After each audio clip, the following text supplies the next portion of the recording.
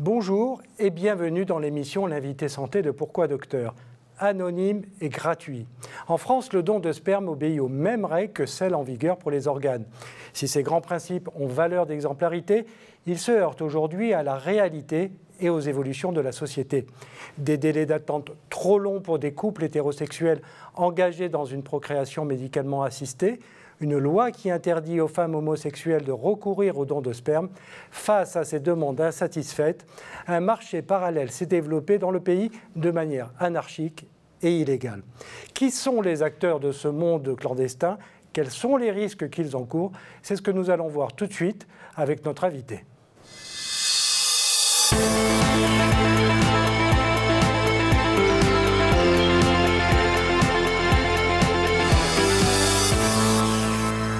Sarah Dumont, bonjour. Bonjour. Vous êtes journaliste et vous venez de publier un livre, Supergéniteur, enquête sur le don de sperme sauvage en France, aux éditions Michalon. On va en parler dans un instant, mais qu'est-ce qui vous a donné l'idée d'explorer ce monde parallèle ? C'était il y a 2 ans, en fait, je suis tombée sur un portrait de Ed Houben, qui était un super géniteur néerlandais.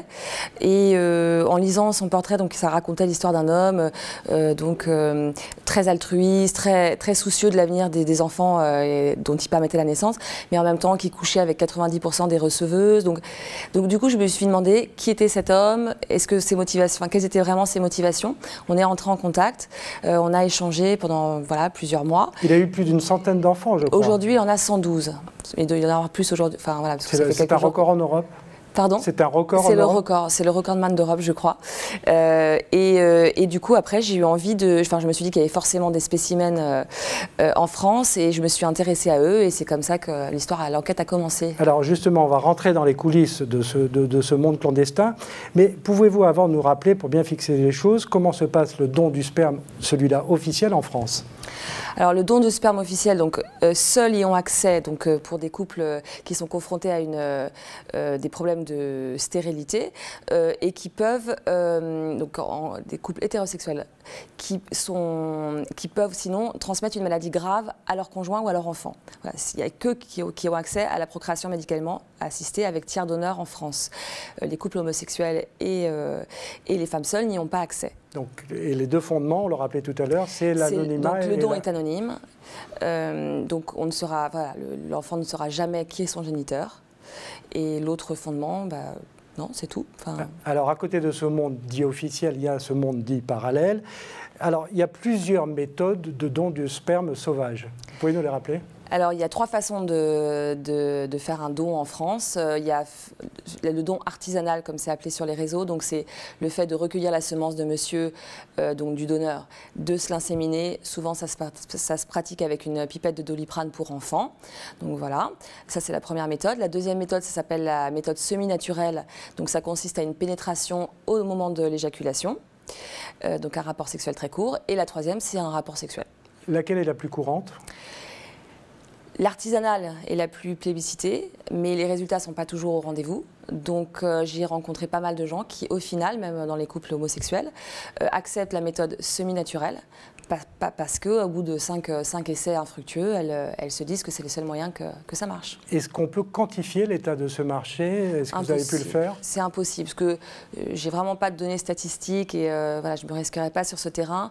En revanche, ce que je peux dire, c'est que moi, qui suis inscrite sur plusieurs groupes, plusieurs sites, il y a des demandes tous les jours de couples, de femmes seules qui cherchent un donneur. Et des donneurs aussi. Bon, c'est moins, pas tous les jours, mais voilà, il y a... Justement, alors, quel est le profil des receveuses qui ont recours à ces dons sauvages? Il y a d'abord les couples hétérosexuels. Il y a d'abord, non, c'est vraiment une toute petite minorité. J'étais d'ailleurs très surprise de les rencontrer. Alors, ils ont quel profil? Alors, les profils des receveuses, la majorité, c'est des couples homosexuels. Non, mais restons 2 secondes sur les couples hétérosexuels. Okay. Alors...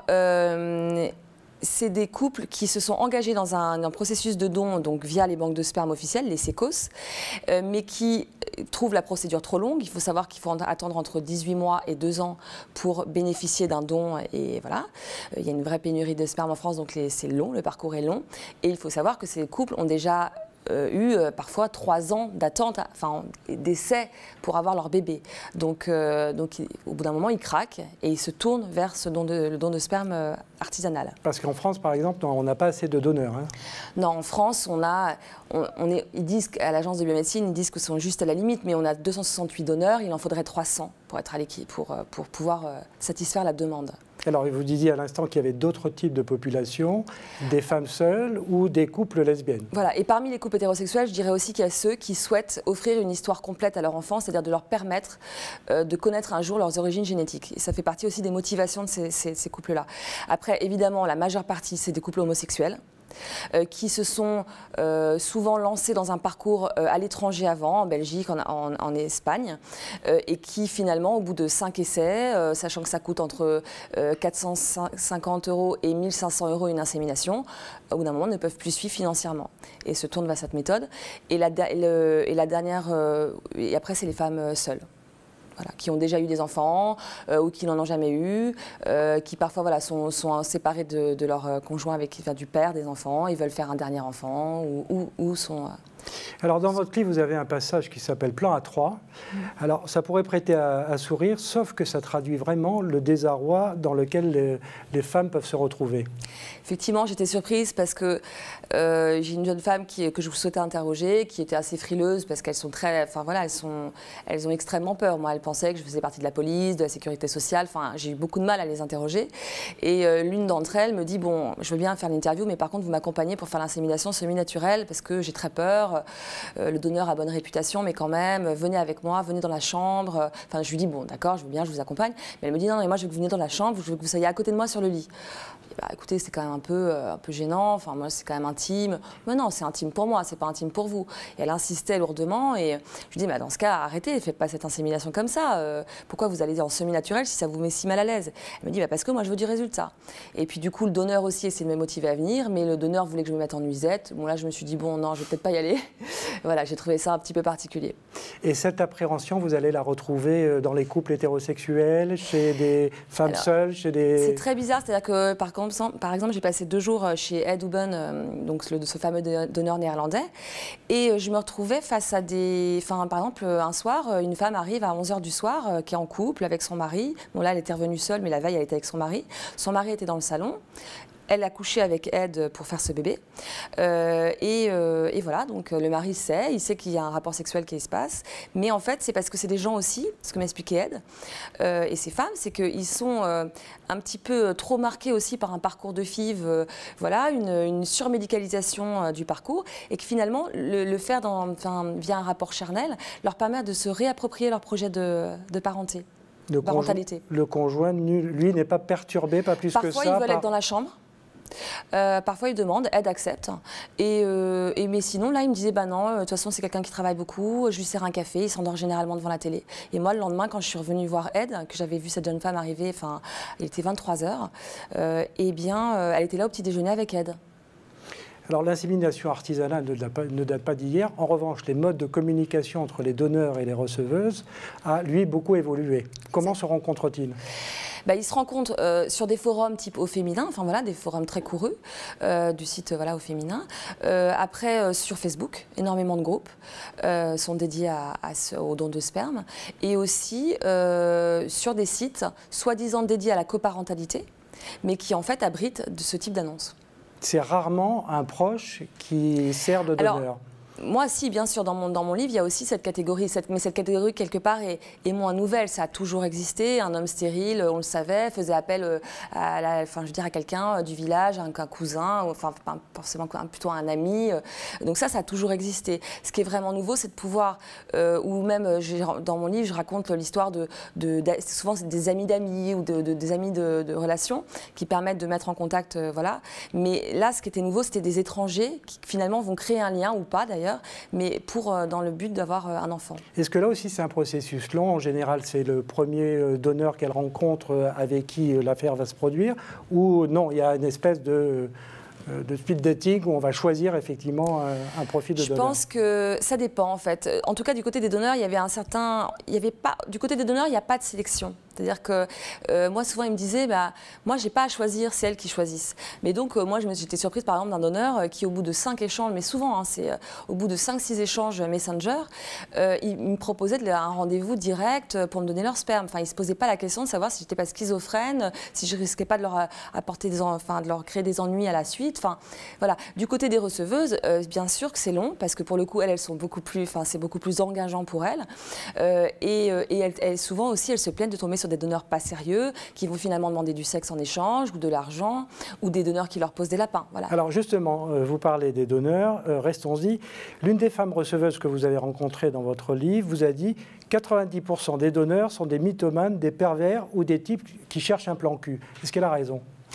Bah alors moi, donc au début de mon enquête, je l'ai commencé en tant que journaliste. Et c'est là, quand j'entendais ça, je me suis dit, bah, moi, il ne me racontait évidemment pas cette version-là.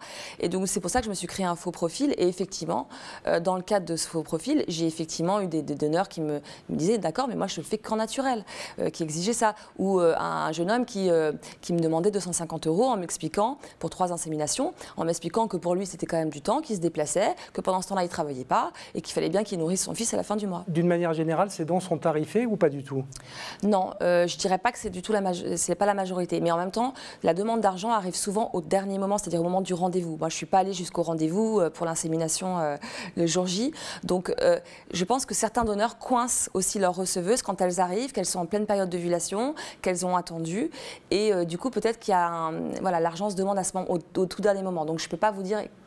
Donc il y a des donneurs qui cherchent des rapports et puis d'autres qui ont une vraie volonté altruiste. Il y a des donneurs... C'est le cas du néerlandais que vous citiez tout à l'heure. Du néerlandais, hein, j'en ai rencontré plusieurs qui ont vraiment une démarche altruiste, qui ont été sensibilisés à la difficulté, qui ont eux-mêmes eu des fives avec leur ex-compagne, ou tout simplement, hier, je parlais à un homme de 46 ans qui avec son épouse, ils n'ont pas eu d'enfants, ça fait 20 ans qu'ils sont ensemble, ils disent, bah, nous, on veut offrir cette possibilité-là à d'autres qui en ont besoin.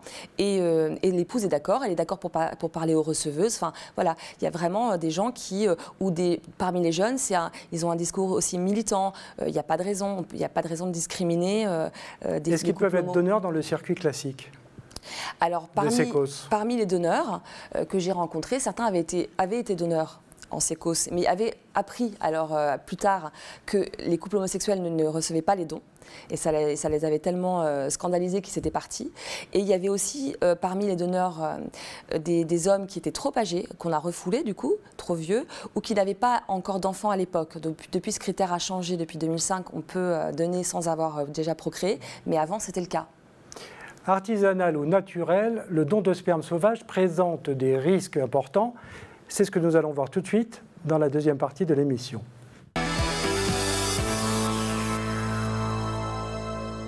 La PMA, qui obéit au circuit médical classique, donne une grossesse, je crois, dans 15% des cas. Ouais. Enfin, c'est le chiffre que m'a donné Israël Nizan, donc gynécologue endocrinologue. Dans le circuit clandestin, est-ce que vous avez, si ce n'est des chiffres, en tout cas, plus de femmes qui vous ont dit ça a marché que celles qui vous ont dit ben non, ça n'a pas marché? C'est compliqué de répondre. Certains donneurs ont leurs statistiques. Voilà, je ne les ai pas forcément retenues. Mais effectivement, on dit qu'il semblerait que voilà, la méthode naturelle ou semi-naturelle marche vraiment mieux. Voilà, mais non. Ed, par exemple, a dû vous en parler. Il doit tenir un carnet de ses... Ils tiennent un carnet, oui, enfants. Mais pas de leur réussite. Pas de ces enfants, certes, ils tiennent des tableaux Excel pour en fait, par souci d'éviter trop de questionnements chez les enfants. Donc ils tiennent, il y en a 2, que j'ai donc les 2 plus gros donneurs que je connais, tiennent des tableaux Excel à disposition des enfants s'ils le demandent plus tard pour s'assurer qu'ils ne se retrouvent pas au lit avec leur demi-frère ou demi-sœur.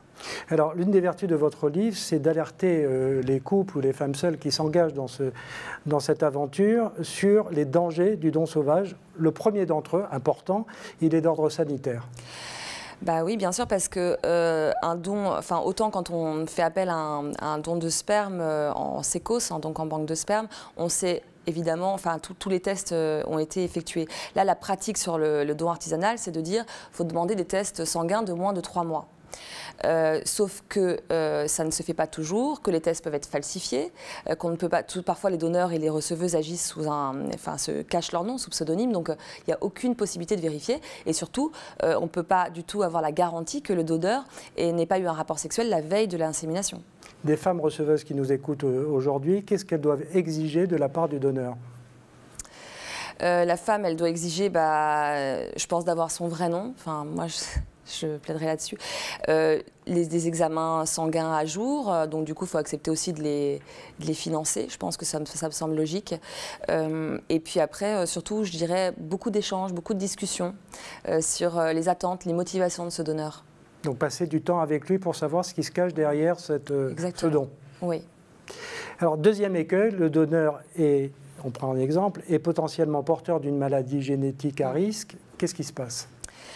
Eh bien, soit le donneur et la receveuse sont restés en contact et elles pourront faire des recherches, le questionner.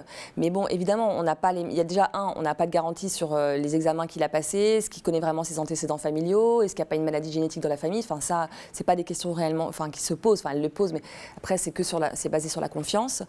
Et on peut dire parce que le problème peut se poser pour un enfant né comme ça, dont un problème génétique ressurgit plus tard.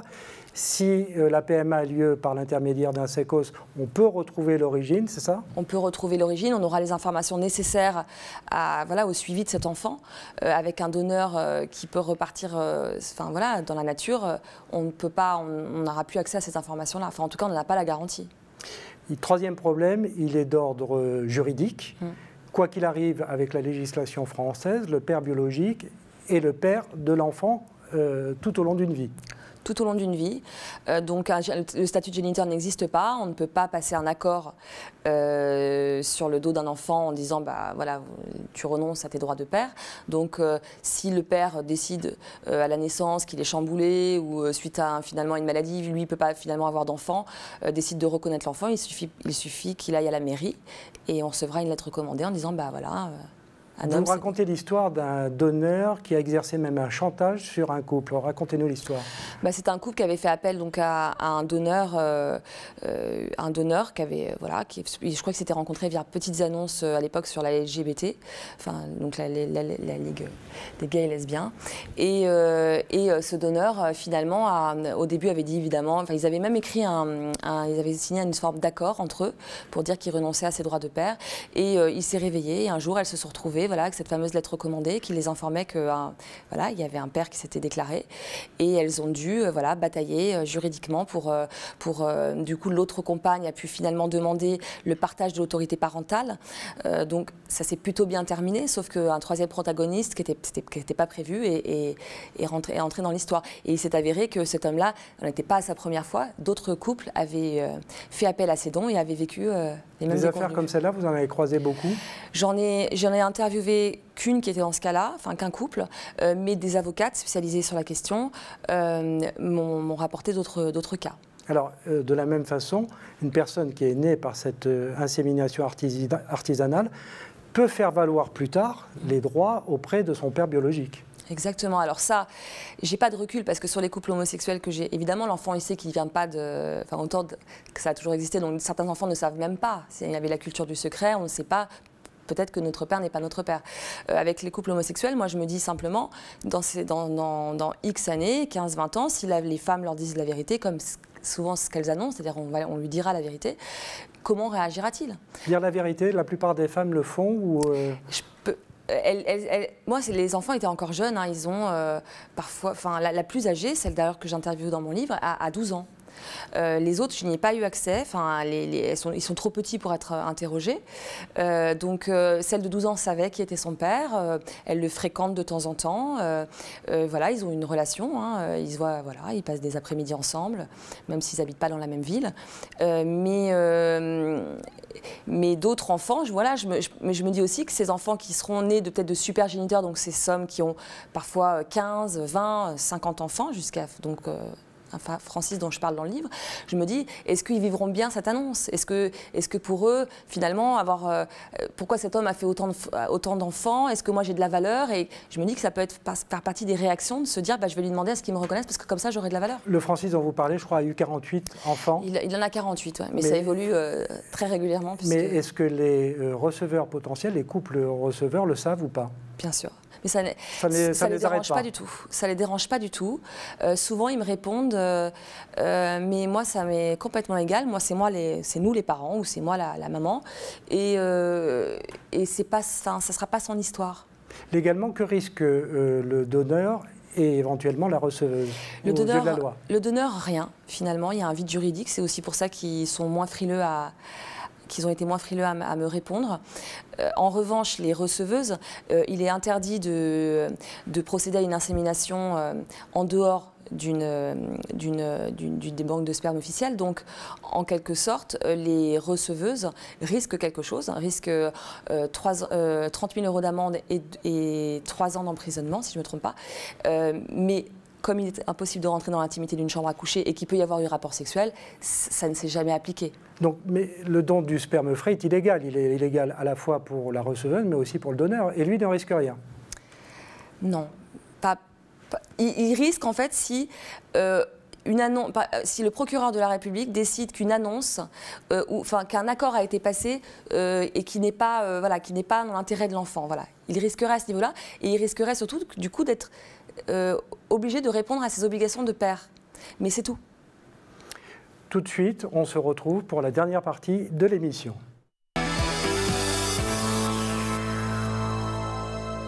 Dans plusieurs pays, c'est le désir de parentalité qui justifie l'offre de soins.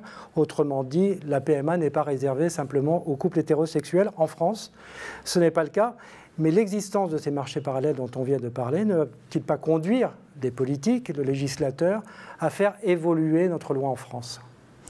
C'est possible, je ne sais pas. Moi, j'ai fait des demandes au ministère pour avoir des interviews, j'en ai pas obtenu. Les réponses que j'avais étaient uniquement par mail et se basaient que sur des textes de loi. Donc, je pense que peut-être les pouvoirs publics sont un petit peu dépassés par la question. Finalement, il n'y a pas de solution aujourd'hui, de toute façon. On sait que les couples homosexuels vont à l'étranger. Voilà, donc, depuis le mariage pour tous, la compagne de la femme qui a eu l'enfant à l'étranger peut être déclarée comme la mère. Donc il y a ces solutions-là. Mais de là à vous dire que les choses évolueront, je ne sais pas de quelle façon. Je sais que le Comité national d'éthique devrait rendre son avis sur la question et que c'est un avis très attendu depuis 3 ans, plus de 3 ans, d'ici la fin de l'année. Vous évoquez dans votre livre différents systèmes en vigueur à l'étranger. Lequel vous paraît le plus approprié? Tous ont des défauts, on le voit bien, mais lequel vous paraît le plus juste pour vous? Il y a un système que j'ai trouvé intéressant, c'est le système du Québec, qui en fait a évidemment il existe les dons en clinique, mais il compte aussi sur les gens. C'est-à-dire qu'on peut venir avec son donneur, donc son donneur connu, et passer cet accord. C'est-à-dire que cet accord est acté et le donneur a un statut de géniteur. Il y a uniquement, ça s'appelle le don amicalement assisté, il y a uniquement s'il y a eu un rapport sexuel entre le receveur et la receveuse et le donneur, que l'homme, on a 1 an pour changer d'avis. L'homme a 1 an pour changer d'avis, et je crois aussi les receveuses. Il ne peut pas faire valoir sa paternité après, 2 ans, 5 ans, 10 ans non, après, comme c'est le cas en France. Et si c'est artisanal, pour le coup, il ne pourra jamais le faire. Mais je trouve que du coup, c'est assez intéressant parce que, et au moins, ça les protège d'un remue-ménage par la suite, du tsunami qui peut arriver dans certains... Vous gardez bien dans votre livre de prendre position, mais quel sentiment vous gardez à l'issue de cette visite, de cette aventure dans ce milieu-là? Il y a beaucoup de détresse, donc parfois j'étais assez... touchée par les histoires, le parcours de ces femmes, le fait aussi que ça favorise les gens qui ont les moyens de se payer des inséminations à l'étranger, ce que je trouve pas tout à fait normal. Après, j'ai le sentiment qu'il faut protéger ces gens-là parce que beaucoup n'ont pas du tout la notion, et même les donneurs. Il y a un donneur à qui il y a 3 jours j'apprenais que c'est un donneur qui a 32 ans. Je lui disais, mais est-ce que tu sais que ces enfants peuvent un jour demander à ce que tu les reconnaisses. Ils ne le savaient pas. Donc, c'est des gens qui prennent énormément de risques, parfois sans le savoir. Et je pense que voilà, il faut en tout cas se soucier un petit peu de leur avenir. Sarah Dumont, merci. Je rappelle que vous venez de publier Supergéniteur, enquête sur le don de sperme sauvage en France, aux éditions Michalon. Quant à nous, on se retrouve la semaine prochaine avec un nouvel invité santé. Merci de votre fidélité.